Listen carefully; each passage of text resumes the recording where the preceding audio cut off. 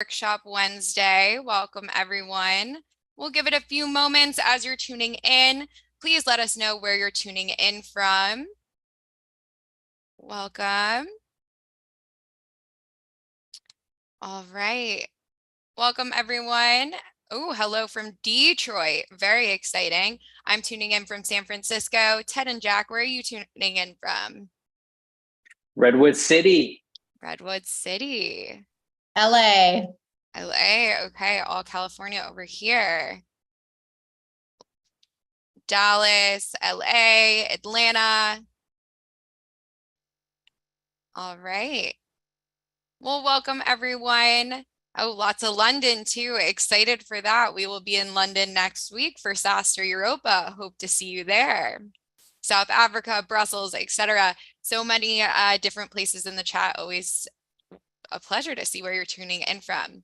But this week, we are excited to have you back. Just a note up top, we will be taking the next 2 weeks off for SaaStr Europa. So again, if you have not already bought your ticket, we look forward to seeing you there. Buy it soon. This week, we are going to hear from WorkRamp. We're so excited to have Ted and Jack here with us today. We are going to be discussing 1 to 10 million ARR and how to scale afterwards. So really excited to talk to both Jack and Ted on this topic. But as per usual, we are going to start off with a couple questions to warm us up. So Ted, Jack, welcome. Thanks for having us. Yeah, of course. We're excited to see you. So Ted, a few quick questions. We're going to hit some highs and lows off the bat, but hopefully the easiest question of the day. What would you define what you do in your day-to-day role? That's a great question. Great way to start off. And thanks everyone for joining. I would say my day-to-day role, probably the big things I focus on are driving the cultural rhythm. I think Reid Hoffman talks about how do you drive the cultural rhythm of a company. And so I spent a lot of time doing that through our all hands. We have something called Wednesday lunchrooms. We have Learn Fridays. And so we have a really good cultural rhythm. Another big thing I do is really drive our big initiatives. We have what we call this year our 3 big bets. And so I focus a lot of time on our 3 big bets. They're really product related bets that drive the momentum of the company.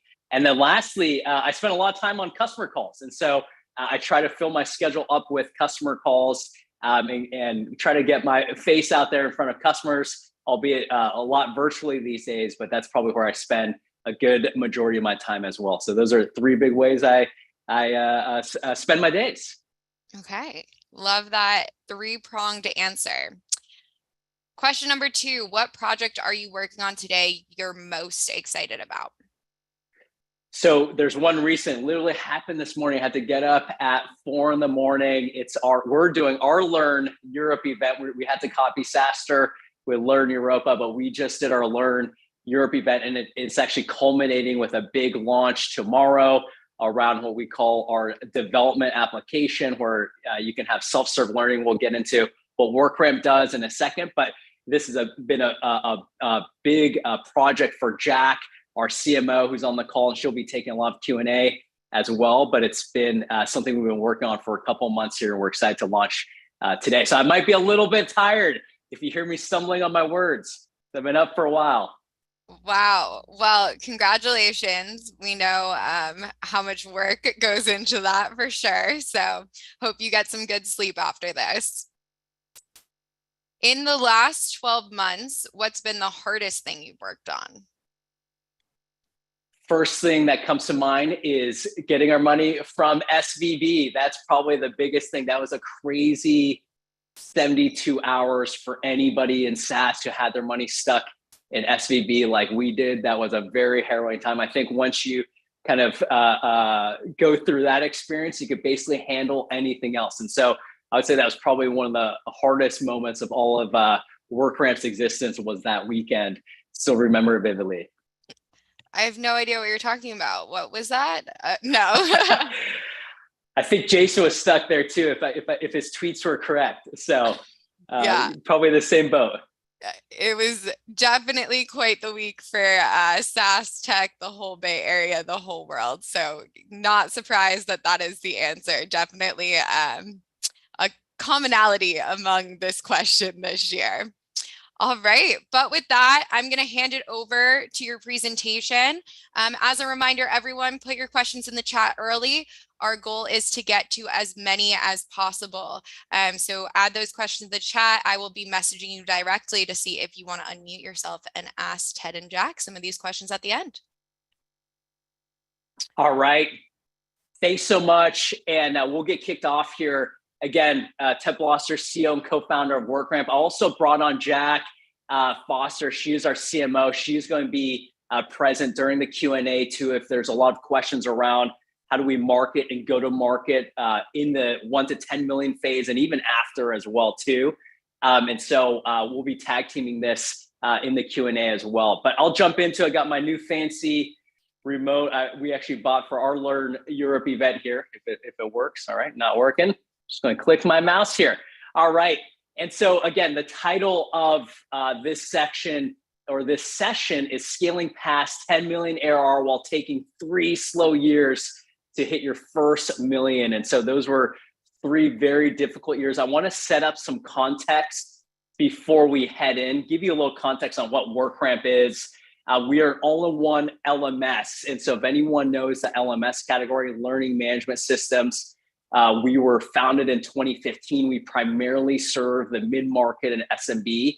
So think of 5,000 employees and below as our primary sweet spot. We've raised close to $70 million from Salesforce. We went through YC back in the day and a bunch of other investors. We're a little over 100 people as well. Let me play a quick video. I want to share where we've evolved to over 8 years, and then I will turn back the hands in time and talk about how we got there and some of the really difficult years getting there and the learnings that we had getting there. So I'll just play this. This shows you our end state of where we're at today.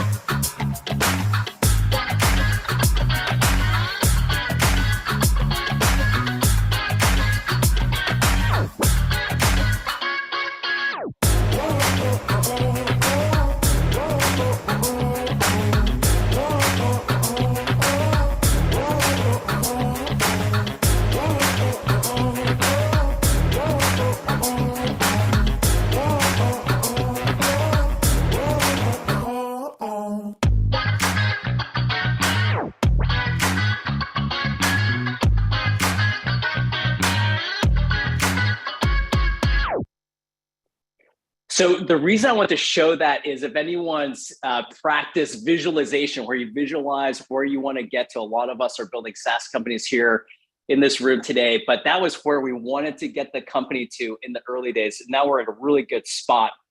But what I'm going to do is focus in on that first 10 million ARR. When we reflected back on what it was like getting to that first 10 million, there are a lot of challenges along that way. And we took a few principles to heart, which I'll share with you all as well on this journey. So we'll talk about this chart. I'll use this chart as a backdrop as we go through this. But our first million ARR was super painful, super slow. This is from Modern Family. If anyone's a fan of Modern Family, this GIF here. But it took us forever to get to 1 million. We just thought we weren't ever going to make it. And so the big thing I want to share with everyone is that, hey, just stick with it. If you feel like you actually have product market fit, sometimes it can take longer. I know Jason, for example, has talked about UiPath as an example. I think it's like 16 years to 1 million. And then they were a rocket ship after that. But it can happen. I'll talk about how that happened for us. when we were working through that first million ARR, I want to share some experiences. I brought some pictures. You all have probably seen some of these as well. I still remember these VCs vividly. They're still on my list of people that rejected us. But here's a nice one. Hey, Ted, I think the round after seed is the one for me. So let's stay in touch and hope we can make it work down the road. Congrats on all the great progress, which is a big thumbs down on that fundraise round. Another one from another investor. This was another harrowing time for us. We were about 8 people, right around that million ARR, and we had an exodus of engineers out of the company. Basically, we were at this impasse in the company. We're about to make some key decisions, and we literally were down to 1 engineer with about a million ARR. And that's pretty scary. Like literally, if you're down to 1 engineer, you literally can't even do a software deploy in that realm. And so that was pretty scary at that time.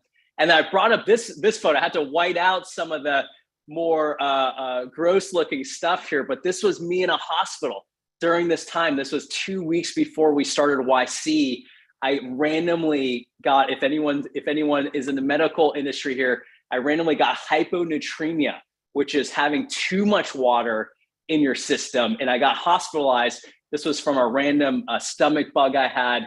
And literally the doctor said, hey, if you hadn't come into the hospital, if you literally stay at home for another 4 hours, you might have died. And I stayed in the ICU for a couple of days, but it showed how fragile the company was. We were only 2 to 3 people at the time.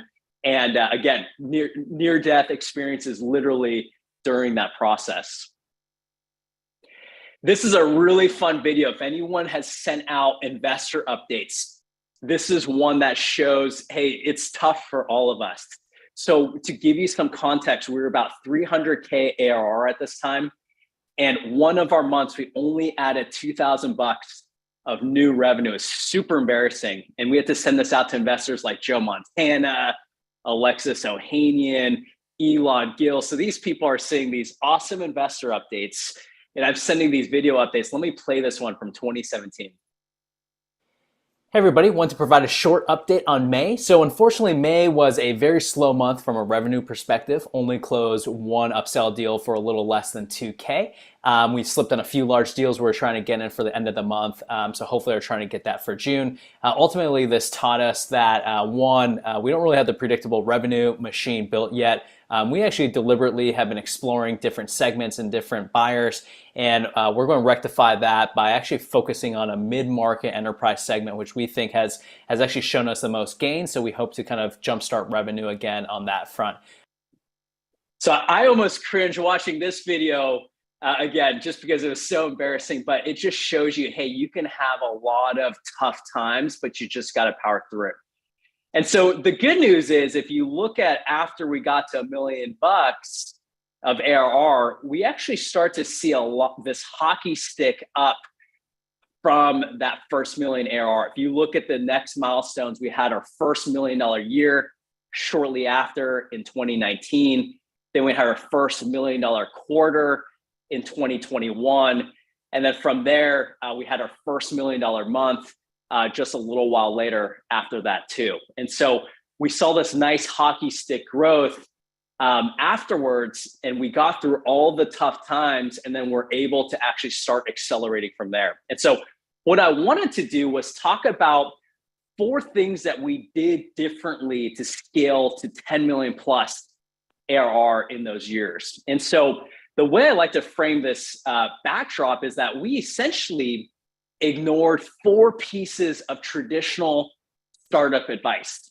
And so I like to give this meme here where if you think about WorkRamp and traditional startup advice, we ignored that. And you know what we did was we said, you know what, let's focus on what the market is telling us. Let's focus on what customers are telling us. And we were buying too much into investor hype, the VC hype, and trying to follow that advice. And so I'll talk about those 4 big things one by one here. The first big thing, you should always move more upstream. And so this is advice you might hear from a lot of advisors or people in the market that, hey, you always want to go upstream.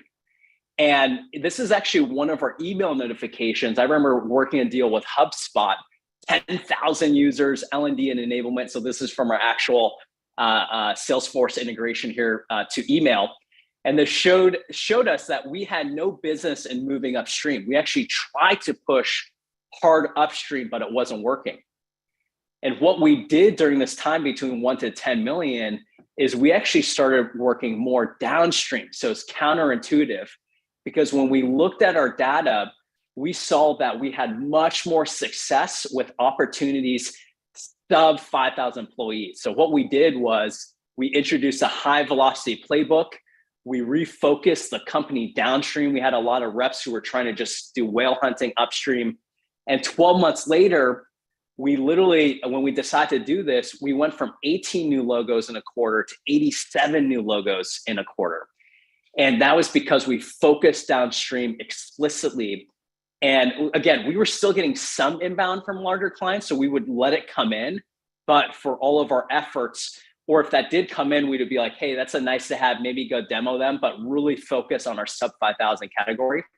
And this gave us much better product market fit with the SMB and mid-market category.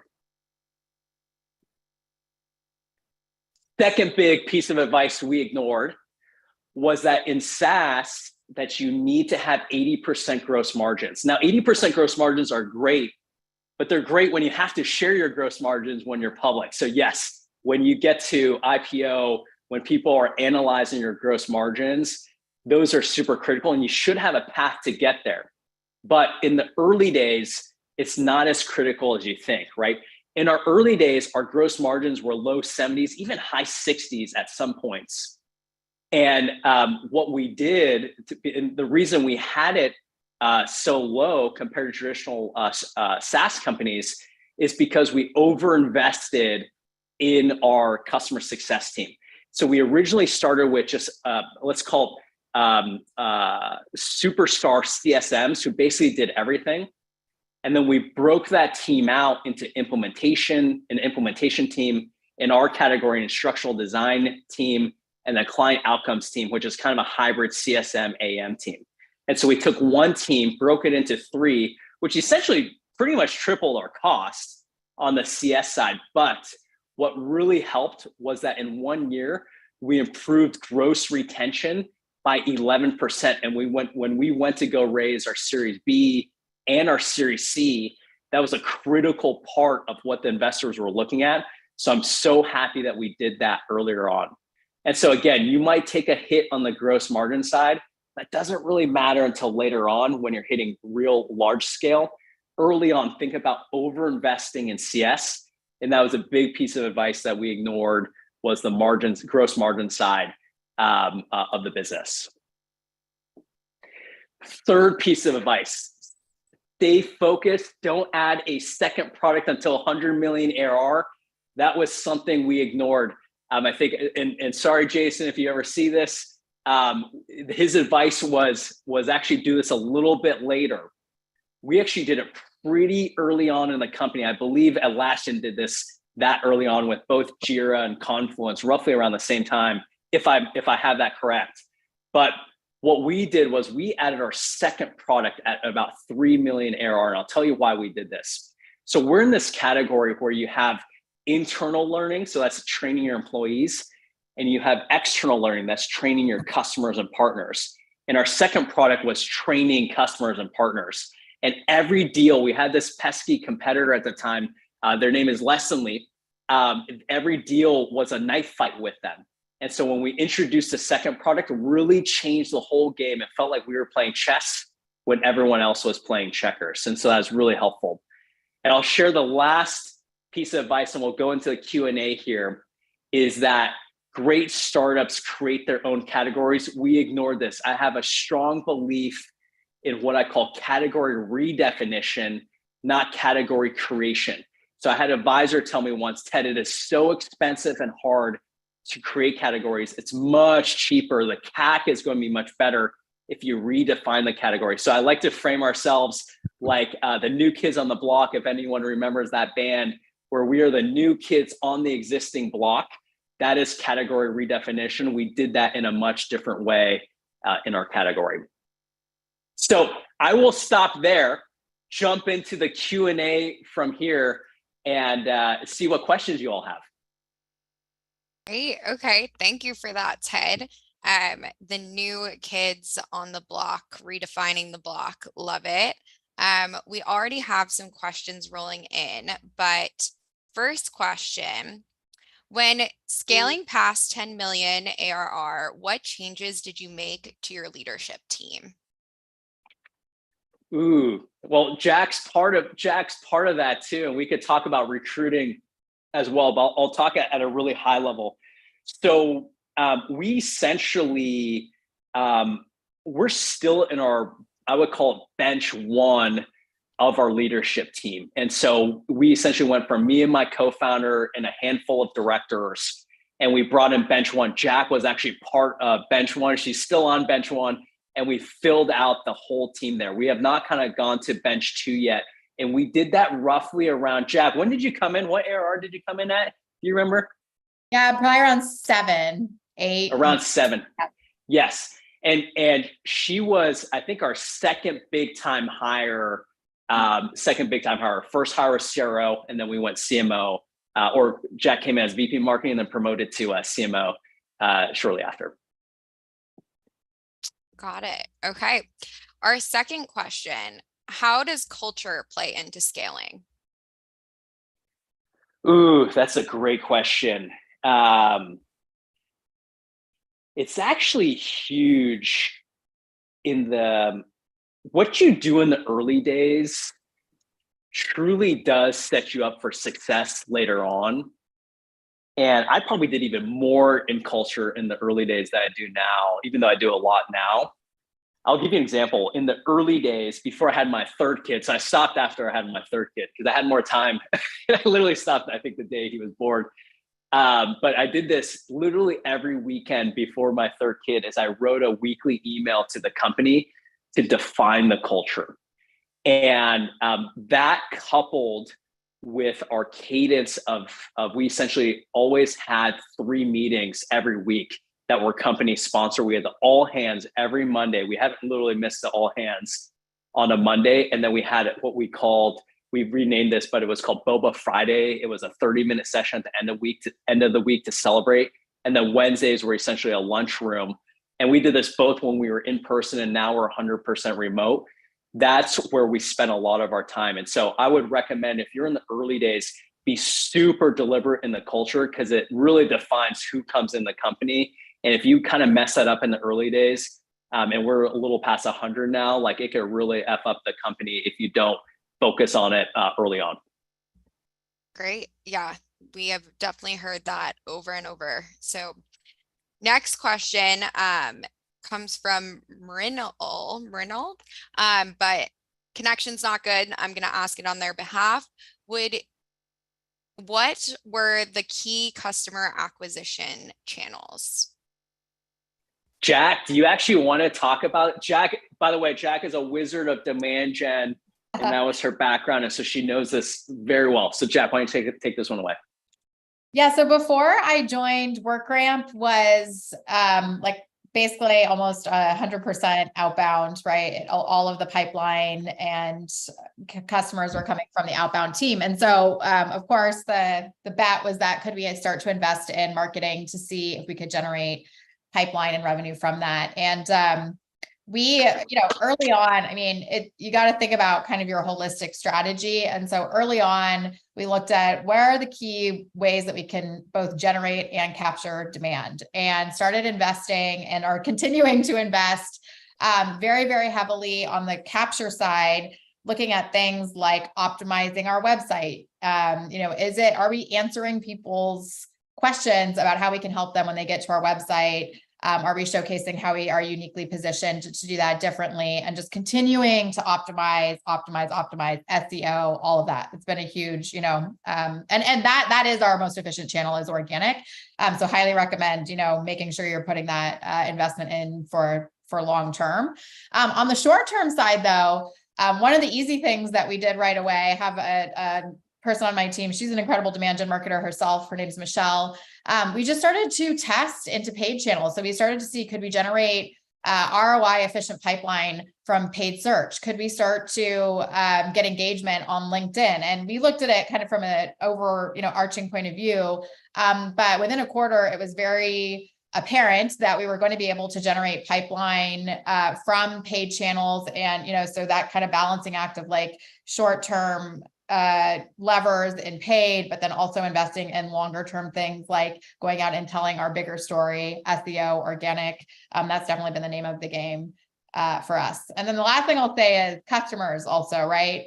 We have a really strong customer base, big advocates for us, and continuing to invest in strengthening those relationships. Word of mouth is a huge channel for us. And so continuing to invest in customer relationships and creating advocates is also a big part of our strategy. Thank you for that, Jack. I'm sure we're going to have a bunch more questions in your direction, but our next question is from Jason, if you want to unmute yourself and ask.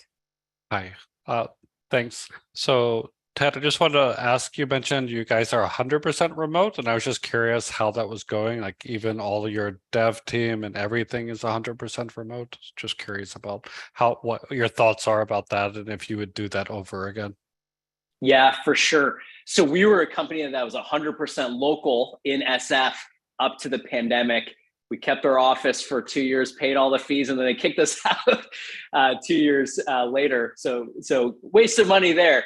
But then after the pandemic, when we ran the numbers, we were about 80% out of the Bay Area. So it was almost impossible for us to shift back into in-person. And so we just embraced it. Once we looked at the numbers and we said, look, this is probably not going to be feasible, come back in person.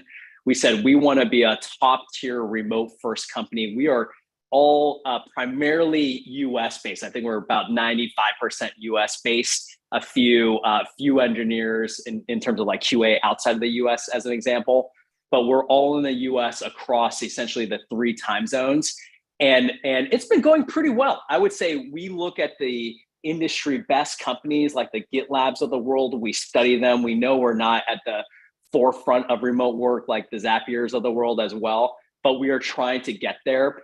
And the biggest thing we've realized in this whole process, and while we were interviewing during the pandemic time, is we explicitly asked people, hey, are you comfortable and do you prefer being remote first? And the lucky thing we had is that people opted in to want to go remote first. I would say we have very few people in the company now that actually prefer in-person first too. That might change over time, like people's preferences change. I know sometimes I get stir crazy in my office here in Redwood City at home, but for now it's working pretty well. But that's because we have a large group that has opted in, but we have not really played around with extreme time zone differences yet. That will probably be our next big hurdle. Thanks. Yeah, it sounds like you don't have a lot of cultural divides between countries and, like you said, similar time zone. But yeah, that's very interesting. Thank you. And we've made that explicit of, hey, we're still recruiting primarily US 3 time zones minus a few roles. Thank you. Great. Our next question comes from Emre. Hi, where do you draw the line between category redefinition and creation? Would you still use the same name as the existing category, or would you use a slightly different name? How do you approach that?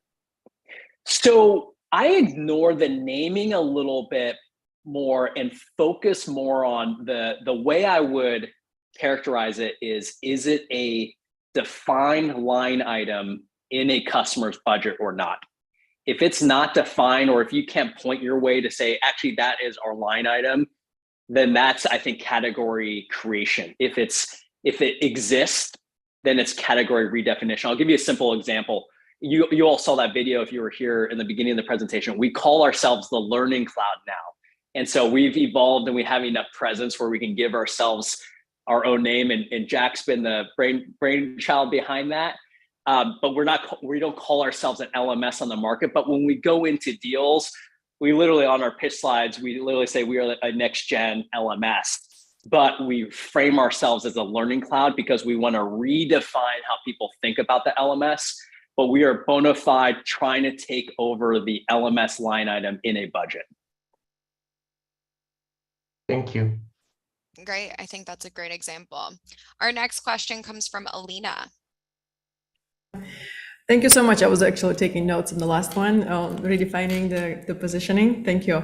My question is, so imagine you were doing your 0 to 1 million ARR all over again. What would you keep in your strategy tool set? What would you do differently? I did so many things wrong in that 0 to 1 million. Oh, geez. I try not to die. That's the first thing in that hospital. But beyond that, probably the biggest thing. Actually, I'll talk about, that point in time when I said we were having that mass exodus of people and we were down to one engineer. We had a lot of internal conflict in that 0 to 1 million years. And I see that with a lot of other founders. And I actually didn't have confidence as a leader at that time. And I'll give you a great example. So I would almost go with the flavor of the day or the week in terms of how our employees were feeling or how our customers were feeling. And I didn't have the confidence as a leader to say, hey, this is our direction. This is where we want to go. And right around that time, when we had the exodus, I think we were close to like 700, 800K or something close to that. We had a lot of employees pulling the company into doing basically new product ideas, new directions, and it was causing a lot of internal drama and conflict. I remember we would walk around the block in Soma, just like debating these things with internal employees. I think Jason Lemkin had a quote like, hey, if you're spending all of your time internally, you're probably not going to make it because you need to spend most of your time externally. And so to answer your question specifically, the thing I would do over again is be more confident as a leader and stick with your beliefs and what you want to do with the business, because it is your company if you're a founder and you want to actually push that onto the team members and get them to buy in. Don't let the flavor of the week or flavor of the month or what's hot in the market pull your team apart. And so that almost killed the company. And we essentially had to churn employees to get that back on track. Any follow-up to that? Or are we good to move on? Thank you so much. Okay, great. Our next question comes from Vishal. Hi, my question for Ted is for enterprise sales. How do you actually get into some of these named accounts or enterprise accounts and get yourself, connected or get attention from the VP of whatever division or business function that that your product fits in? What are the avenues? Is it just, and to what extent do you personalize, or what does the playbook really look like at that level? Let me answer this from a sales perspective, and then Jack, maybe I'll toss it over to you to talk about programmatically how we do this as well. From a sales perspective, and we call it our strategic segment, that's 1,500 and above employees. The way we had done that early on was really from referrals, VC network, and targeted outbound. And so that was really how we got into those clients. For example, one of our early clients, PayPal, that was actually through referrals of our investor network as well. And so those larger accounts, especially in the early days, you need some type of edge, and referrals are probably one of the biggest edges in that segment. And so that was how it was in the early days. Jack, maybe I'll hand it over to you to talk about how because you're doing this more at scale for anybody thinking about doing this at scale. Yeah. So when we're going for our strategic and enterprise segments, we are running really in partnership with the sales team, full go-to-market motion around like target accounts, right? So we have agreed on what's our ICP. We have that very clearly defined. What are the attributes of customers that are going to be a good fit, that are going to want to buy WorkRamp? And we are messaging and positioning to those segments specifically. highlighting customer proof points to those segments specifically, and running, account-based motion, which means, surrounding them in places like, more tactically speaking, LinkedIn, but also going to places like events, right, where we can have a speaking engagement to go tell our story, and really looking at, where are our customers in those segments going to be and how can we reach them. And then sales is, of course, doing their part in, starting to build relationships, doing outbound. And so it's really a combined motion when we're going after some of those larger segments. But I think it's really important to think about the messaging and positioning. Like, that's something we're very focused on. What are the messages and the proof points that are going to resonate with those segments specifically? Gotcha. And just a quick follow-up question. To what extent do you personalize to your messaging, depending on the ICP? And then if it's a big enterprise, how do you locate the right person? Because many times you just don't know who's the decision maker or who is the influencer, because the hierarchy is so big, and it's kind of, it can get hard to even find out who would be the person that the solution would matter to. Does that ring a bell? For us, we sell into primarily people teams, L&D leaders. We sell into customer success, customer education leaders, and we sell into revenue enablement and revenue leaders. And so we will, look at, from a marketing standpoint, what are the biggest problems we can solve for those different audiences, and then tailor our messaging to those audiences. And then, again, an enterprise company really cares a lot about, for example, like security and compliance. So you might lead with more of that type of messaging for that type of an organization, even within those different groups. But it also, that's where I think the partnership with sales comes in, right? So we have our sales AEs that are looking at, okay, who are like multi-threading, right, into accounts, who are all of the different people that we want to be reaching with the right messages. And that's where that partnership between sales and marketing, I think, needs to be really, really strong. Does that answer your question? Yeah, it does. But I wanted to also find out to what extent you personalize. Is this just based on ICP and titles and the problems that ICP would typically face? Or is that like, hey, let me go through the quarterly earnings of this account, because you only have so many shots. You can't just keep spamming somebody or hitting somebody on LinkedIn or calling somebody and leaving messages. I'm sure that's not the right way to, so any ideas on that? To what extent do you personalize it per account, or how do you go about that? Yeah, for marketing, I would say we are doing more of air cover. So these are the problems we solve for these different audiences. But I think for sales, that's where they are doing the very personalized, okay, I saw this in your earnings report. I saw you're hiring this many people. And so that's kind of the combined effort. So yeah, that more blanket or, more air cover from a marketing perspective, and then more specific when sales is reaching into the accounts. Thank you. Thanks, Vishal. Our next question comes from Srivatsa. You can correct me on the name pronunciation if I got it wrong. Yeah, that's the correct name. Thanks for that. Hey, Ted, so one of the frequent issues or call-outs with targeting SMBs is that there is a high churn rate with SMB customers. So how did you tackle this, especially early on, from that 0 to 1 and up to 3 million journey, where probably investments in CSM will be limited? How did you tackle that? Yeah, it's really interesting. So for fun, I like to listen to earnings calls. I think Nick Mehta turned me on to this earnings call app. And it's funny, I was listening to ServiceNow their earnings call. They're at 98% gross retention, which is just crazy. Basically 100%. I bet you that 2% is people going out of business. And when you listen to like the HubSpots of the world, and I don't even think HubSpot publishes gross retention, they publish net dollar retention. And they're kind of canonical example of SMB mid-market. And you can imagine SMB mid-market, you're ranging in the 80 percentile plus for gross retention. And so it's just something you kind of have to live with. You're essentially sacrificing higher velocity with higher churn rates. That's essentially what you're going to have to get used to. Unless you're like ServiceNow that is heavy enterprise, you're going to have to live with the higher churn rate. Now, that doesn't mean like when I do board meetings, it's not a cop-out to live with bad churn rates. you basically try to do your best job that you can and make your product to stay, and my rule of thumb is you want to stay above 80% gross.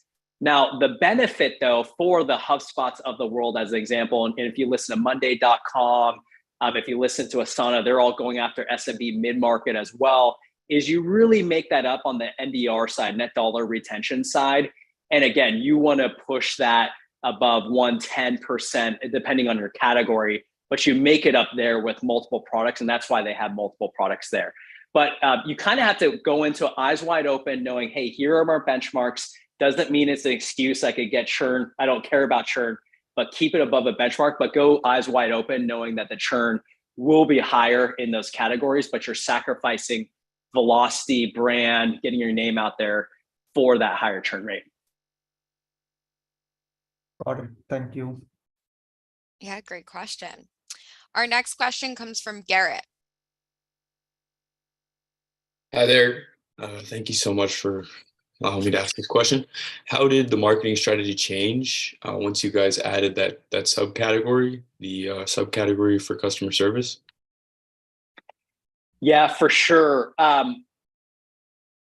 Let me. This is actually before Jack's time, so I can comment on this a little bit more. So to give you some context, in that point in time, we were about 3 million ARR when we added our second product. And it was a big jump for our reps because they had to go from essentially selling to two personas. They were essentially selling to the sales enablement ICP, ideal customer profile, or the target customer, and the L&D buyer, so someone that sat in HR. And then all of a sudden they had to go jump across into a new department and sell to customer education, which sat in CS. And so that was a big jump for them. And so the first thing we had to tackle was a sales approach. And at that time, we were primarily outbound anyways. When Jack came on around 7 million was our big shift at the board level to go outbound to inbound. But at that time, we were still very outbound. And so what we did was we trained the sales reps first to get really comfortable around asking for intros into those other departments. And then we were doing all the standard marketing things like having a website page dedicated to them, having materials dedicated to that new buyer, and doing webinars and events just to get our brand known in that category. But again, it's still outbound motion, heavily focused on the sales reps to get them to jump the pond over into this new buyer segment. Now, the next hard part was the reps naturally did not want to go over there because they were so used to selling the original product. And so that was our biggest challenge internally. And we essentially accomplished that through spiffs and competitions. And so what we did was we had just a big cultural move internally to say, hey, go sell this second product. We could have marketed the hell out of it, but the reps were still kind of selling the first product. And we basically set up a bunch of systemic programs to get them to want to go sell that second product. And then when Jack came on board, when we were roughly around 7 million ARR, she really just amplified the messaging across the board and then started to drive in the inbound. And so our trajectory kind of post 8-9 million starts to really shift from primarily outbound into inbound across all those core audiences. Great. Any follow-up on that, Garrett? I think I got most of my question answered. Okay, great. Our next question is, what are your pain points now versus 2 years ago? Oh, that's a great question. So this might be specific to the current macroeconomic environment, but when you're post 100 employees, you basically have a whole new set of pain points internally, and your scale, you need to think at a larger scale as well too. So those are probably our two big pain points. I'll break them up into two parts. One is kind of a market problem pain point, and then one is kind of running the company and how you run the company. So from a market side, I remember Jack Altman from Lattice, so he's on our board. And he talks a lot about, it's like, hey, you could do these things at a smaller scale, kind of 1 to 20 million, but when you're kind of talking post 20 million, you need to make bigger bets with your product. If you just look at Lattice, for example, you can see all the new products they're rolling out. And so you can't think as small as you were before. So you actually have to take bigger swings if you want to move the needle, especially in this market. And so you actually kind of have to be bolder if you want to drive venture level growth. Now, if you're trying to drive private equity growth or bootstrap growth, you can think a little more incrementally.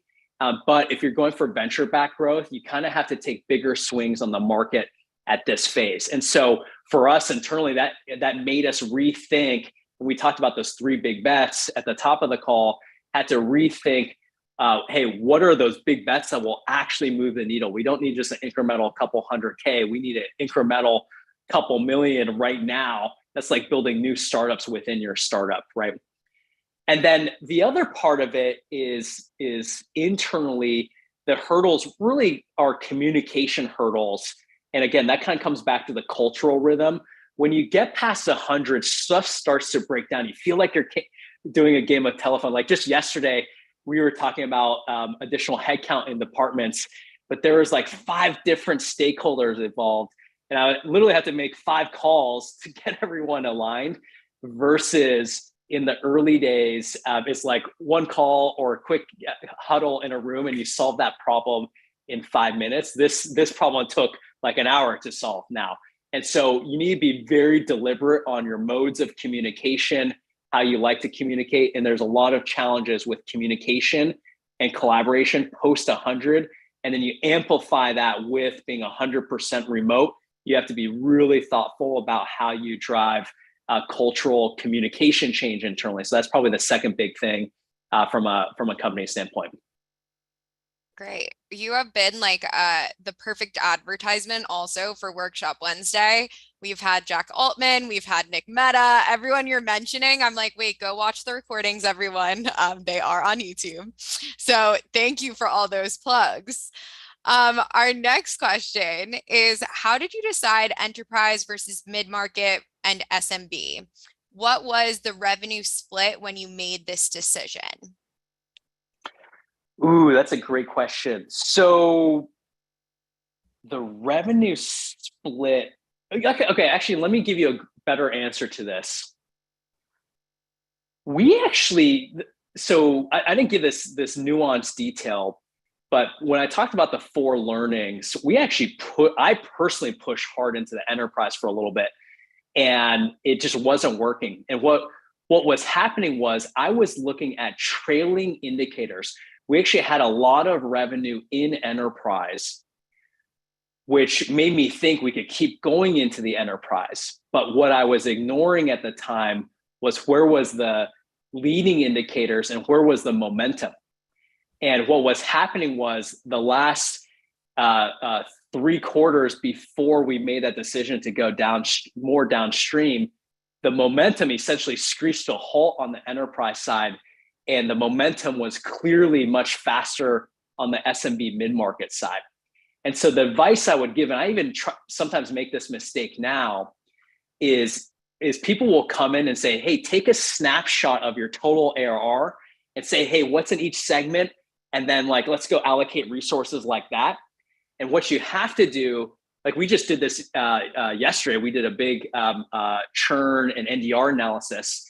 And what I recommended to the team is screw all the data from more than 2 years ago. Just look at the last 2 years and the forecast and go off of the momentum. So the big piece of advice I would give to answer this question is don't look at snapshots, look at momentum. So the most recent quarter momentums. So I would say 3 to 4 quarters worth of momentum, and then look at your forecast. So look at your 3 to 4 quarter forecast from your sales reps. They'll probably only give you 1 to 2 accurate quarters, but look at that forecast. And that's how you should make the decisions on what part of the market, because the market in even our 8 years of existence has shifted so many times. You actually want to go with where the market's headed. Otherwise, you'll be swimming upstream. Great. Thank you for the answer. Our next question actually comes from LinkedIn. As a reminder, we do live stream. So this one is for Jack. How do you rate the effectiveness of bulk emails sending in pre-sales? Bulk email sending and pre-sale. So just what is the effectiveness of our email marketing strategy, if I'm understanding it correctly? So we definitely look at email as a strategic channel for us. It's definitely a way that you can be creating relationships with prospects and customers and helping to get your story out there. How are you helping customers solve their problems? What's your unique point of view? We definitely use it as a channel from more of a content perspective than anything. Again, more tactically speaking, we'll have different email communications that are set up for those ICPs that I talked about. So nurture programs, right? Set up for revenue enablement, set up for customer success, set up for L&D. As people are coming into our system, so let's say someone lands on our website. We only pass demo requests off to our sales team. Everyone else goes into our email marketing and retargeting campaign so that we can warm them up so that they become ready for a sales conversation. Email is a big channel that we do that through. We also, though, in addition to kind of the personalized nurture programs that we also have our broader email communication strategy. So this past quarter, we launched our Learn newsletter, and this is more of a what's happening in kind of corporate learning. What is it, going back to how are we redefining the space? It's a little bit more of like bigger kind of storytelling that happens in that newsletter. But yeah, I think email is an underrated channel. I think it's definitely a way to build relationships with your prospects and customers, and you should be using it strategically. We also use it to invite people to our big events, like the one Ted was talking about, Learn Europe. It's a big driver for our virtual event strategy as well. Great. Question kind of for both of you. We've been talking a lot at SaaStr about hiring marketing execs lately. So Ted, what is one question that was most important for you to ask when you were hiring your head of marketing? And then Jack, what is one question you asked during the interviews now for your marketing team? I'll actually maybe give one tactic in the interviewing that was really helpful. Jack will laugh about this. I actually do this. I actually believe in performance-based interviewing versus like just credentials. I like to see how people think and how they interact, and it's not really about the right answers. And we actually do a spreadsheet exercise for Jack specifically. I said, hey, can you open up a spreadsheet, share your screen, and walk me through how you would build a marketing funnel? That was just the question. And it wasn't to see her Excel skills or anything like that. It was to see like how she interacted as an individual, how we would collaborate, how she thought through a problem. And so I really highly recommend when you're interviewing, and I did this with all of our e-staff members, is do an exercise like that because they can say anything in an interview, especially in marketing, like they can market themselves really well. But when you get to brass tacks of how would you work together, I love exercise-based interview questions like that. And then Jack, maybe I'll hand it over to you to also answer too. Hopefully you didn't hate that question. Yeah, it was it was fun. It was good learning for me too, how I would interact with, Ted. Well, so as a marketing leader interviewing for a leadership position, one thing I highly recommend marketing leaders to think about is like, what does the CEO think of marketing? Like, are you looked at as a strategic function within the organization, or is it like kind of a cost center? So I think that's actually a really important thing to get alignment around, because it will help define kind of what, marketing means to the company. So that's coming in, interviewing like your CEO for that. In terms of interviewing for my team, honestly, I think two of the biggest things to interview for our, we have a 6-person marketing team right now. One was curiosity. Are people very curious, like asking why, asking, is this the right thing? Can we do this? I think that's a big skill set to have on a smaller and early stage marketing team. And then second, kind of like, don't let don't let perfect be the enemy of good. Like how fast, like speed is the name of the game, right? How quickly can you get things out the door? You can always refine and evolve, but how comfortable are people with kind of moving quickly and iterating versus, you know, making sure that things are perfect? I think those are definitely two things I look for in my team.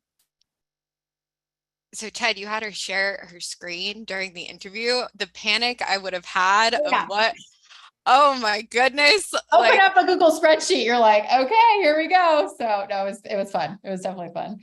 I would have had notes on my laptop, like, you're doing great, like, keep going, like all positive affirmations you would have saw. So funny. But what a great way to see someone's skill sets fast. All right. Well, I think that's a good note to end on. Thank you so much for joining us, everyone. As a reminder, again, we unfortunately will not be here the next 2 weeks because we are in Europe. I love the chat. Caitlin, you are doing great. Thank you so much. But we will see you soon. Thank you so much again, Ted and Jack. This was wonderful. So many great questions in the chat, so many questions answered, and hopefully we will see you all in SaaStr Europa in London. Thank you all.